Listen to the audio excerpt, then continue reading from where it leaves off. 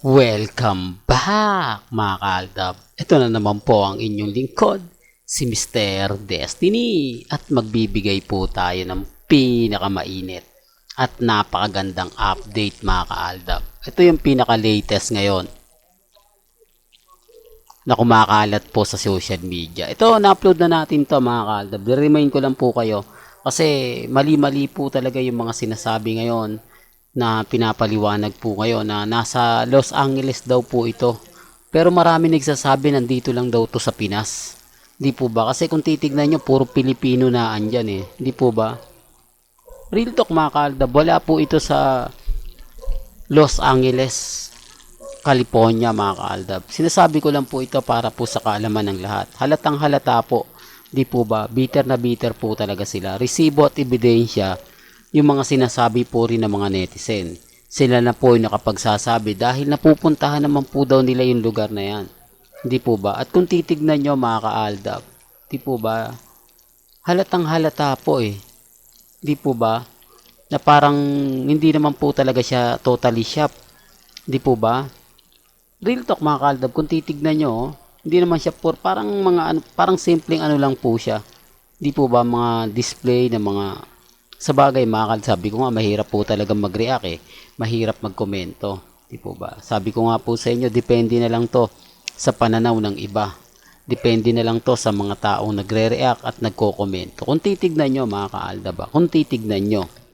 Kaya ko nga po pinapakita po ito para po basagin sila. Para malaman po nila na hindi po totoo yung mga kumakalat. Na hindi po totoo yung mga sinasabing nasa ibang bansa si Mengay. Pambasag lang po sa kanila. Alam nyo naman po, itong mga taong to, mga bitter pagdating po sa Aldab. Sinasabi ko lang po mga Aldab dahil tayo po yung binabanatan. Di po ba? Kung in-update ko na to, ulitin ko lang po.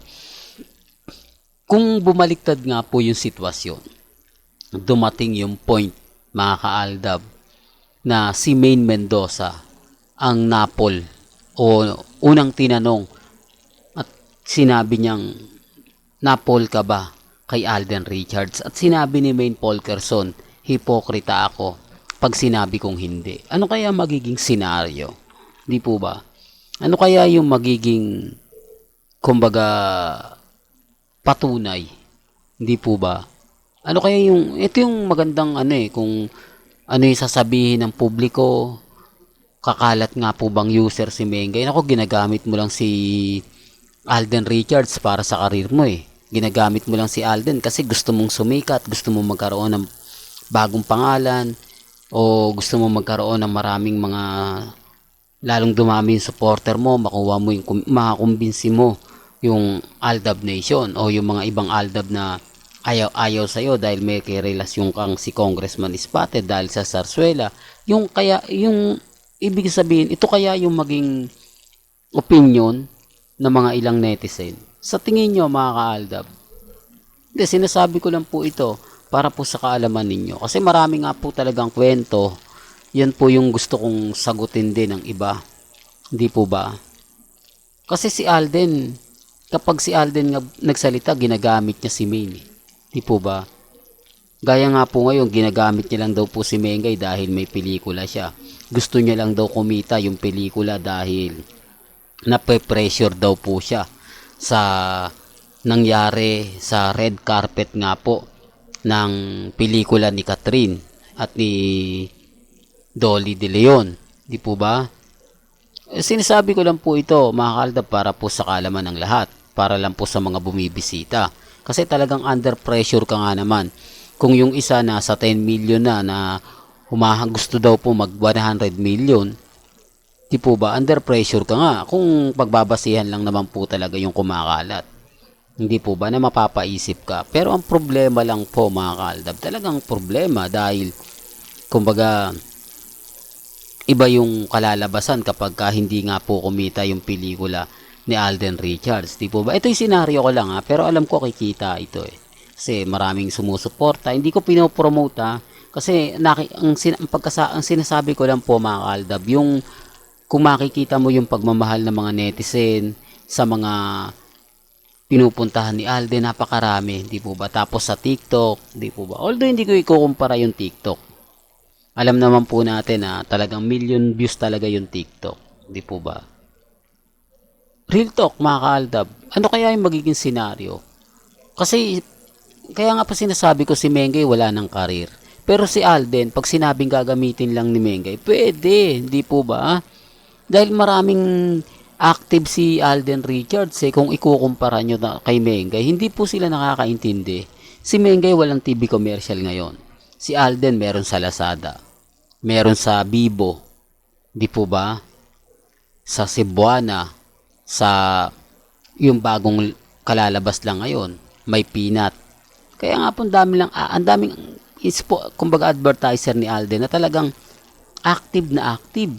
Tapos bali-balita pa na magkakaroon na may muling magbabalik ang tournament ng ML. O doon pa lang mabusisi na yan eh. Doon pa lang mapapansin mo na iba na siya. Hindi po ba? Sinasabi ko lang po ito para alam po ninyo. Tapos may business pa. Bali-balita ako yung mga ginawa ng bahay ni Alden Richards. Kumbaga ano na, yung tapos na, sold out na, kaya gagawa uli sila ng bagong project. Doon pa lang ang dami ng ang dami ng trabaho. Hindi po ba? Ang dami ng kumbaga sobrang busy na ni Alden. Hindi po ba? Ang ibig ko sabihin sa busy, active po talaga. Kaya nga po, kung titignan nyo, hindi niya na kailangan gamitin pa si Mengay. Wala na po talagang gamitan. Kaya lang, yun lang po yung nakikitang paraan ng mga kumbaga netizen para pabagsakin si Alden. Yun po yung nakikita nilang solusyon dahil sa mga sinabi. Matatalino rin po yung mga ibang netizen, no? Sabi ko nga po sa inyo, magaling po sila kumbaga magsalita kahit walang ebidensya, kahit walang resibo. Hindi katulad natin mga kaaldab, kapag ako nagbigay, kailangan hahanapin nila yung wala. Bibigyan tayo ng mga maglabas ka ng ebidensya at resibo. Sabi ko nga kung si Main po kaya yun, ano kaya magiging senaryo? Ganyan din po kaya yung gawin sa kanya. Ibas kaya si Mengay sa social media. Batuin kaya si Mengay ng mga masasakit at maanghang na salita. Sasabihan kaya siya na two-timer ka, ganto ganyan. Di po ba? Iniwan mo lang Di po ba? Sinasabi ko lang po ito ha. Well, hanggang dito na lang po yung updates natin. Kaya kung gusto nyo pa po ng pinaka-latest at sariwang update, abay tutok lang po kayo sa channel ni Mr. Destiny para updated po kayo sa mga latest at sa mga bidyong ilalabas po natin. Kaya kung bago ka lang sa channel na to at isa kang true-blooded Aldab Nation na nagmamahal po kila Mengay at Isoy, tama po ang channel na pinuntahan mo, kaya consider na po kitang bagong subscriber. At huwag mong kalimutang i-share ang mga video po natin sa mga mami, sa mga titas at sa mga senyor. Hanggang sa muli, salamat po sa panonood at pakikinig.